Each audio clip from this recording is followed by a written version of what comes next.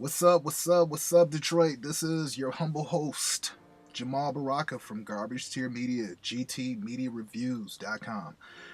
I just wanted to make a quick video. It's been a couple days, and I wanted to go over a tweet that I saw on Ethan Van Sciver's channel or his Twitter feed covering Diamond Comics Distributors, Inc.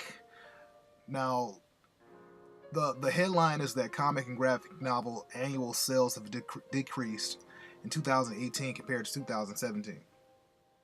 This is somewhat of a shock to me because you see so much chatter on social media about comics being better now than they were even a few years ago or last year or a decade ago, and that never seemed to ring true to me in light of everything that we know going on in the comic shops. Like, I go to my comic shop and you rarely see anybody there other than the usual group of comic fans, and we're all like 30 plus, and I've saw somebody, he had to be pushing 80, pulling his comic pull list, and I just feel bad for people like that because the stuff that's on the shelves right now is from the mainstream is pretty terrible. That's not to say all comics are bad. There's some great stuff out there. Like, if you're reading Unnatural from Image, or if you're reading stuff like The Lone Ranger from Dynamite, you got some good comics out there. It's just that you got some trash. You got some real trash over there, especially coming out of Marvel. So looking at this report, or just this tweet, I'm not going to read the whole thing. I'll just go over what I have here.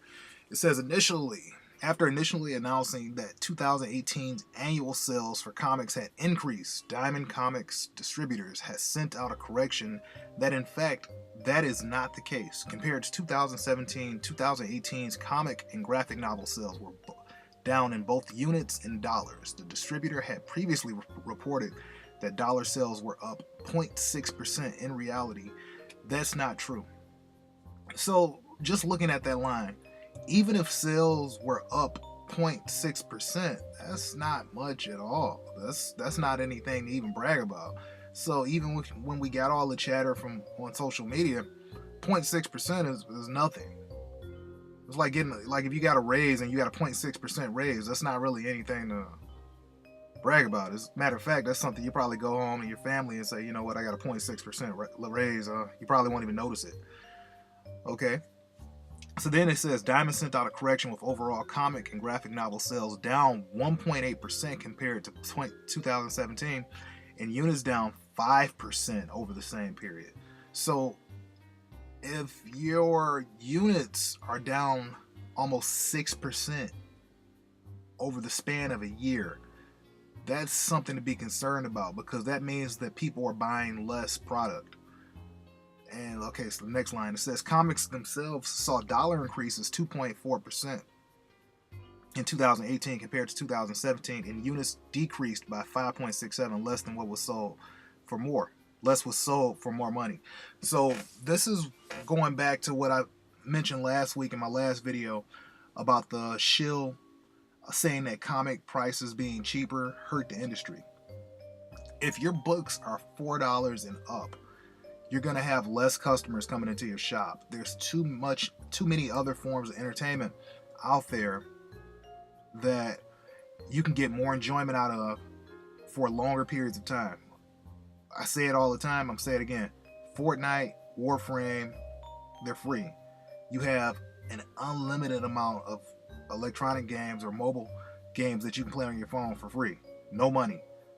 It actually, for me to go and be a comic fan in 2019, that means that I have to 9 out of 10 go drive to a local comic shop, drive to Walmart, interact with people I really don't want to interact with.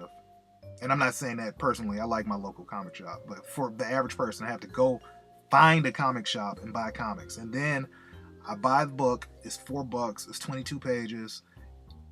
It's hit and miss on the quality, especially like if you want to go see Ant-Man and the Wasp, and then you go pick up the Unstoppable Wasp comic book. It's not even the same character. So it's like, well, what the hell is this? This isn't what I was expecting to go see in my comic shop. You go see Thor's missing an arm or is female or something like that. Not that female Thor was bad; it was a great book, but just it's not what you're expecting when you go in. And then below that, it says the graphic novel saw the biggest dip in dollars, down 8.22%, units down 9.71%. With the explosion of graphic novel sales, it's possible the bubble has burst slightly, or with so many ways to purchase them now, the direct market suffered. I'm gonna go back and say that if you're losing 10% in sales year over year, you have a huge problem. So what I extrapolate from that is that, especially with Marvel constantly relaunching comics and series, if you're down 10%, it probably means that you're doing too much. Okay, so like a book like Iceman has been relaunched like twice. Captain Marvel's been relaunched like 5 times in the past couple years. These relaunches don't mean anything. You probably don't even remember who was writing the. If you're not plugged in, you don't know anything about the artist, the writer. You just know that this is a new #1. It's probably going to run for about 6 issues and get canceled. So these relaunches, graphic novels, all this stuff, and every one of these series that are released, usually they get released with a trade paperback in mind. So you have no idea where to start. You may not like the story because a lot of these stories are really not all that great. The art isn't really all that great. So you have all of these books and stories out here, and there's no value proposition here. Now, if you're following indie comics, you may find some great stuff out there. Like I picked up Descender from Jeff Lemire. There was also AD After Death by Jeff Lemire and Scott Snyder. That book was great. That was fantastic. I started reading Britannia from Valiant. That was a great series.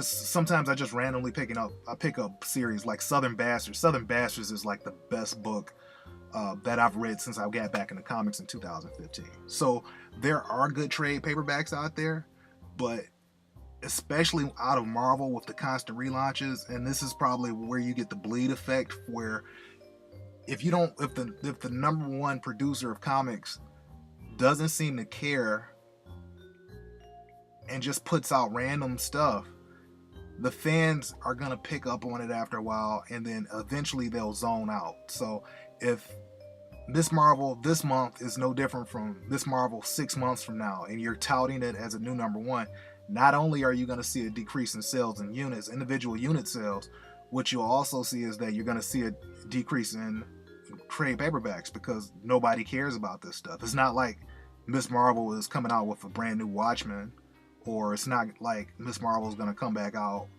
and the book is going to be anything in comparison to like The Dark Knight Returns. It's just another relaunch for $14, $18, $29 or whatever. It's not worth my time.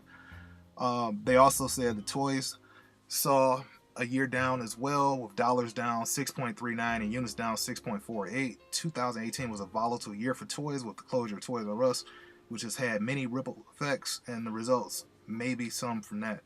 I don't really think I saw comics in Toys R Us the last few times I was there, but you don't have any big box toy stores out there, so that was to be expected. But what really hurts as far as toys is that you got to depend on places like Walmart, Target. I don't know if Kmart is still out there, but you have to depend on these smaller big box stores, and you have all these businesses tied into getting toys in front of kids. That reality is over. We may never see another Toys R Us situation. So it's just that's scary. So I know everybody wants to switch to online shopping like Amazon or whatever, but Amazon can't shoulder the burden of trying to take care of everybody on their own. And it's just like Diamond. Diamond can't shoulder the burden of the entire comic book industry on its own. There's got to be some fresh ideas put out here. There's got to be some more input from the local comic shops. You don't see any real chatter from the local creators out there. And then you have these professionals in the industry. They spend more time going back and forth, belittling fans and Creators been talking about their own projects. You got people like Gail Simone out there outraged every day about something, and then you barely even know what the hell she's writing about. So it's like, what are you writing? Oh, she's writing Domino. Domino got canceled because nobody's buying it. Why don't you talk about Domino? It's just dumb. So with that being said, this is my video for the day. I'm using my OBS software. It seems to be working a little better for me today. And that's about it. I don't really have anything else to say. Happy Sunday. We're going into a new week. And if you've made it this far into the video, in the comments section below, if you could just tell me one book that you have on your pull list that you actually enjoy reading, it would be appreciated. Maybe I'll pick it up and then review it on the website or the blog, or maybe even make a video about it. With that being said, this is Jamal Baraka, Garbage Tier Media, gtmediareviews.com. You can subscribe. You can follow me on any of my social channels, on Twitter, Facebook, Tumblr, Instagram, anywhere that's important or where you want to be. It's Jamal is Trash. Thank you and have a great one. Bye.